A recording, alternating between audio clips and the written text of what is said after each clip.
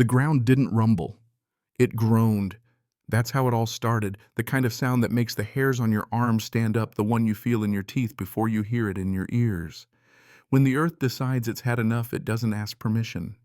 One moment my hillside was quiet, coffee steaming in my hand, wind rolling down from the ridge next the old gravel road I'd built with my own two hands was about to become the battleground between common sense and arrogance. My name's Silas Trent, and I spent most of my life as a FEMA slope analyst. Basically, the guy who got called after some idiot ignored a warning and nature cashed the check. When I finally retired, I thought I'd left all that behind: landslides, lawsuits, the constant background hum of something about to go wrong.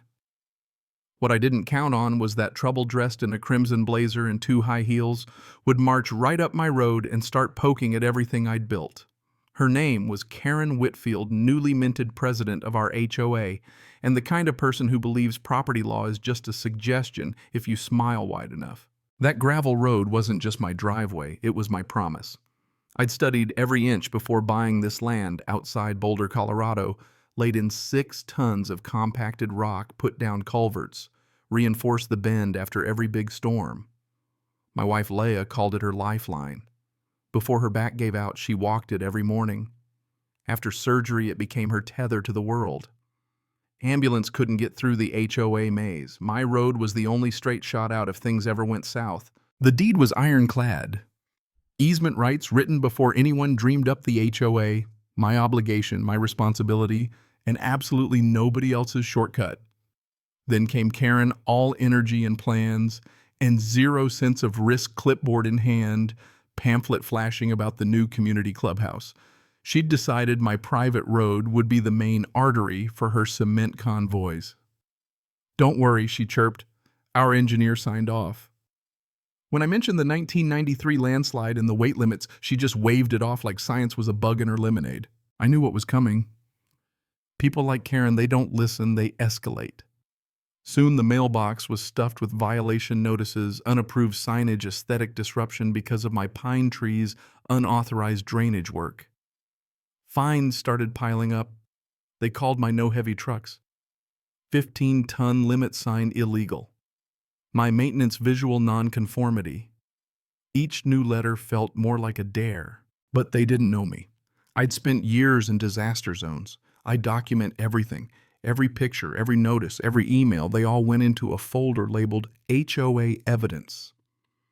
Even when a stranger showed up poking the ground with a steel rod, said he was from the HOA, I handed him a copy of the deed, told him to get off my land. That night, FEMA maps came out of storage, the 1993 landslide still a black scar across the property. I knew exactly where things would break if they pushed too hard.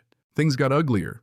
Neighbors whispered about Karen's HOA Vision 2030, emergency fees for slope repairs. Nobody wanted board members getting tossed out in quick recall votes. Construction plans fast-tracked with no county permits.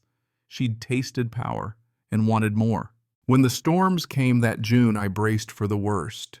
That old pocket of clay under the bend, tested and documented, wasn't going to hold 30 tons of wet concrete, not in the rain. I sent another certified letter evidence stacked a foot high. "Any damage actionable trespass," I wrote. Karen didn't blink. She sent more fines. They thought I'd tire out.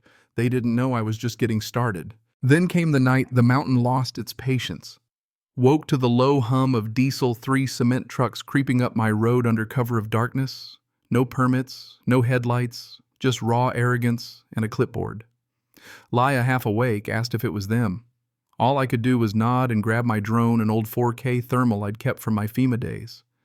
Out in the wet, I watched Karen herself, arms folded, giving orders while the trucks inched forward.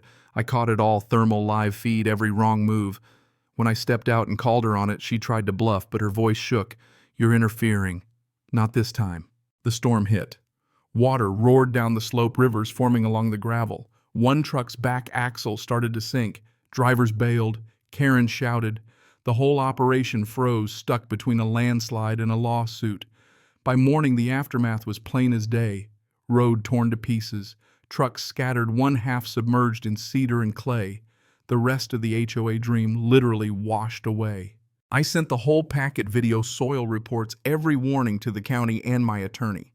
Within days, county officials were taping off the road. The board was under audit. Neighbors started dropping by with firewood and quiet apologies. Karen vanished. No resignation letter, just gone. The board crumbled after her. Turns out people notice when the truth gets a website and 60,000 views overnight. My attorney Maria filed the suit. The judge saw through the HOA's song and dance fraud negligence. Every fine reverse damages paid, and best of all, my easement rights declared untouchable forever. The audit showed hundreds of thousands misused. The board, once smug and invincible, now a cautionary tale. There was a moment standing on the porch after the last of the news vans rolled away, when the mountain was finally quiet. Leah looked at me, half a smile breaking through months of pain, and said, "You didn't just save a road. You showed them the land speaks first." The land healed. Wildflowers returned. Leah walked a little farther each week. Neighbors pitched in not because they had to, but because respect had finally replaced fear. The HOA shrank to a maintenance committee. No more fines, no more schemes, just quiet, steady care. They even held a ceremony bronze marker. New name for the road, the Leah Line, reinforced with caution and care. I kept my speech short. You don't fight the mountain, you listen. And if someone won't listen, you let the earth have the last word. The trial. They called it the slope collapse case. Karen sat, stone-faced, a new lawyer beside her. Evidence spoke for itself. My footage, my maps, the testimony of neighbors, even a former board member who'd been bullied out by Karen's power plays. The judge's ruling was swift, full restitution, criminal investigation, the sanctity of the easement upheld. 6 months later, the slope was green again, the road stronger than ever, the mountain silent except for the wind. Karen became a rumor, another lesson about what happens when arrogance tries to outstubborn the earth. Leah and I sat on our porch, cider in hand, watching the sun slide behind the ridge, the land at peace at last. There's a lesson here, but it isn't the kind you put on a plaque or shout from a podium. Sometimes the strongest laws aren't written in books or hammered out in courtrooms. They're written in soil and silence, in the long memory of a mountain. And when you forget that when you build on someone else's backbone, when you chase power instead of respect, nature always keeps the receipts. So tell me, when does standing your ground turn into stubbornness?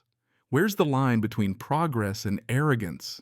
Ever had to choose between peace and letting someone learn the hard way? Share your thoughts below, because sometimes justice sounds like a landslide and feels like the mountain finally exhaling after holding its breath too long.